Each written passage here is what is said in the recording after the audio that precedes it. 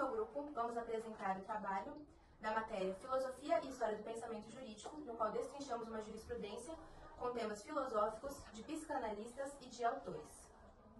Há quem diga que ficar preso em um manicômio judiciário é pior do que cumprir pena em uma prisão convencional. O trabalho a seguir abordará de uma forma profunda o caso do réu Pedro Paulo, que ele esteve preso sem necessidade em uma ala psiquiátrica com esforços de seus familiares e, principalmente mais chocante, de sua genitora. Para embasar o conteúdo criado, que será visto brevemente, foram usados argumentos de filósofos, psicanalistas e escritores. Assim se explica o porquê de os homens terem determinados comportamentos. Inclusive, ela também explica a razão pela qual eles se repetem, mesmo sem nenhuma ligação. Tem-se como primordial objetivo nesse trabalho destrinchar temas polêmicos e sensíveis que o caso intrinsecamente aborda. Vistos os relatos em que são parte acima indicados, decide a sexta turma do Supremo Tribunal de Justiça, por unanimidade, dar parcial provimento ao recurso, nos termos do voto do senhor ministro relator, na forma do relatório e das notas taquigráficas que ficam fazendo parte integrante do presente julgado. Vou falar um pouco sobre o caso. Pedro Paulo Felizar da Silva, na razão de recurso, disse que o recorrente foi internado em 4/4/1983 no Hospital de Custódia e tratamento psiquiátrico para cumprir 2 anos de medida de segurança por tentativa de furto. E já em 10/2/1984, a equipe responsável pelo tratamento do paciente encaminhou o ofício e parecer técnico solicitando as saídas semanais terapêuticas, o que foi autorizado pelo alvará de execução. Em 9/5/1986, foi realizado um exame de cessação da periculosidade e foi constatado que o paciente tinha condições de viver normalmente com o mundo. Acrescenta que a medida de segurança decretada por 2 anos já dura 8 anos. O recorrente procura demonstrar que a família do paciente, especialmente sua genitora, tem oposto obstáculos ao retorno do paciente ao lar, procurando mantê-lo internado. É muito difícil para qualquer pessoa imaginar uma mãe tentando prejudicar o filho, mas infelizmente há registro diário disso. Oi, eu vou falar um pouco sobre a ementa. Nela diz que recurso de habeas corpus, prisão indefinida do paciente em manicômio judiciário, presunção de periculosidade.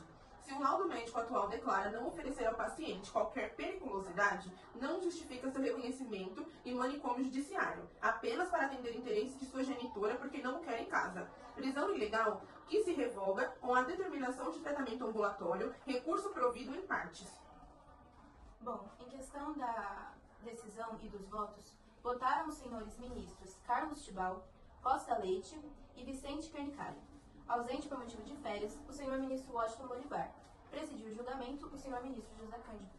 Oi, eu vou falar um pouco sobre a notícia dos fechamentos dos hospitais psiquiátricos na época do governo Lula, onde teve uma reforma psiquiátrica que o Brasil passou por mudanças significativas nas últimas décadas, desde 2001 até o atual ano de 2024, com o objetivo de substituir o modelo de hospitais psiquiátricos por serviços comunitários e ambulatoriais. O foco é promover a reintegração social das pessoas com transtornos mentais. E esse fechamento durante o governo Lula foi através de um incentivo para a redução do número de leitos em hospitais psiquiátricos, com a ideia de que o cuidado das comunidades seria muito mais benéfico e respeitoso para esses pacientes, e isso acabou levando ao fechamento de várias instituições.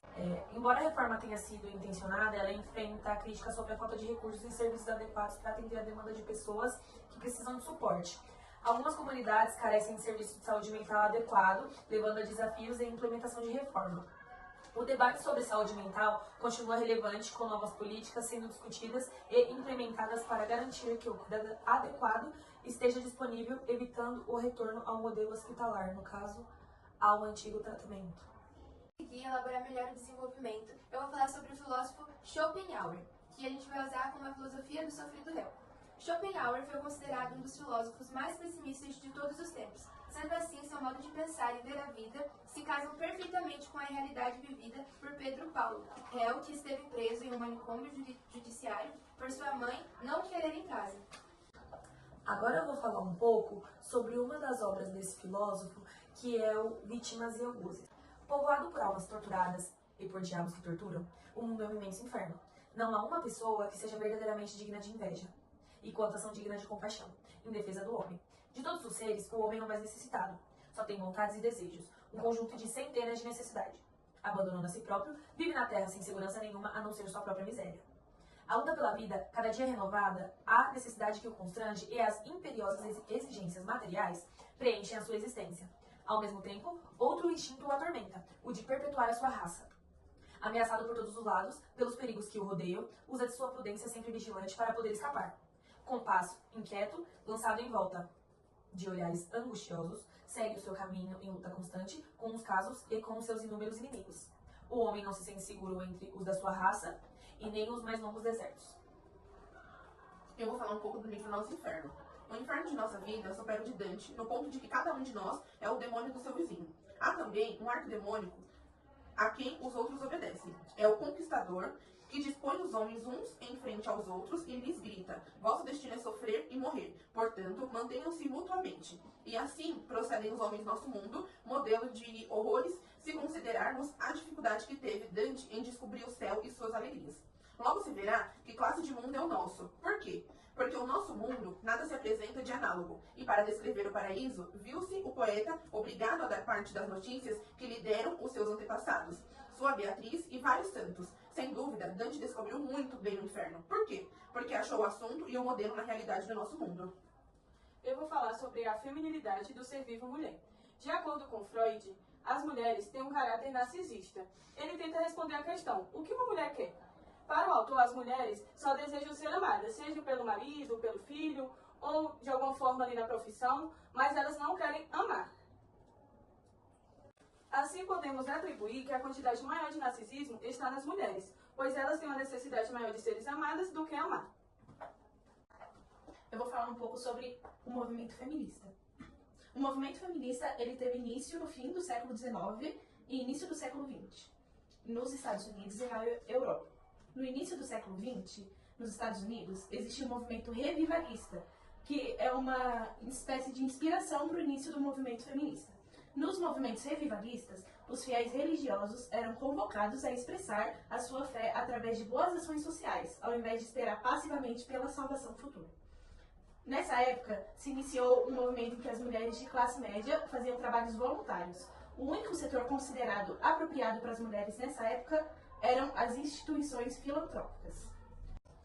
Outras questões sobre o discurso feminista surgem como forma de repensar as mulheres na cultura, buscando lançar possibilidades de articulação entre o feminismo e o pensamento filosófico e psicológico sobre a construção da subjetividade nas mulheres.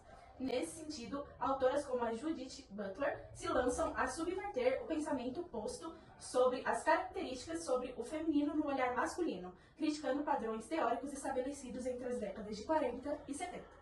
Em sua obra Problemas de Gênero, Feminismo e Subversão de Identidade, publicada em 1990, ela provoca um embate sobre as teorias lançadas por alguns filósofos, além de repensar as propostas de algumas autoras feministas.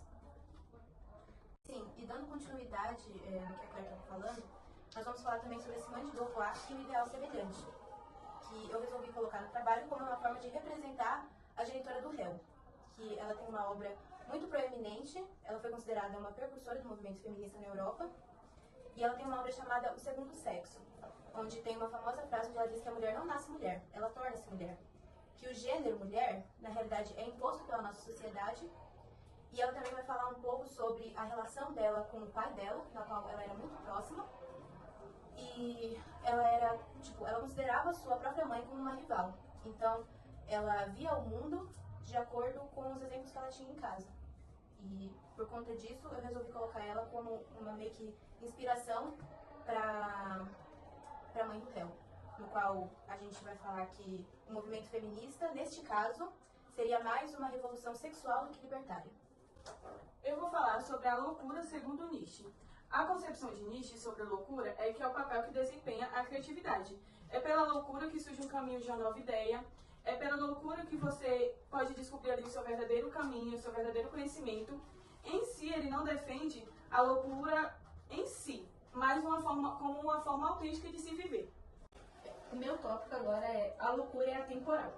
A loucura era vista como de fundo religioso, moral, médico, divino ou diabólico, boa ou má no pensamento medieval e renascentista. Neste último caso, vemos exatamente esses conceitos, emitidos por homens nobres e religiosos que se denominavam bons e diziam serem maus as pessoas pobres e ignorantes. Na Idade Média, os desamparados eram sujeitos à vigilância na comunidade de pequenas aldeias da época ou deixados de lado. Hoje em dia, é mais comum que os considerados loucos sejam acolhidos por instituições assistenciais religiosas ou hospitais psiquiátricos, sejam eles públicos ou privados. Na conclusão do trabalho, a gente chega à conclusão que a loucura, que foi o alicerce para que este trabalho fosse concluído, é tido como normal nesse âmbito filosófico. Afinal, quem pensa demais acaba por ter mais perguntas do que respostas propriamente ditas. A conexão entre uma mãe e seu filho é explicada pela psicanálise como algo que vai além do teor excessivamente glamorizado pela sociedade. A ciência expõe os efeitos hormonais que uma gravidez causa no corpo de uma mulher e a filosofia acredita que nem toda mulher nasceu para maternar. O termo genitora, que foi utilizado nessa peça jurídica, é preciso e cirúrgico, pois uma pessoa do sexo feminino pode gerar uma criança, e às vezes é realmente só isso que ela faz. A obra utilizada aqui, O Segundo Sexo, retrata uma precursora do feminismo que defende a liberdade da mulher. Liberdade essa que vai além do ideológico, mas também sexual. Nunca será possível saber o porquê de tudo. No entanto, a padronização de comportamentos diz muito sobre como uma sociedade caminha. É isso. É isso, obrigada. É isso, gente. É isso, gente. Tchau. Obrigada. Professora, eu quero nota 10, tá? Nota 10.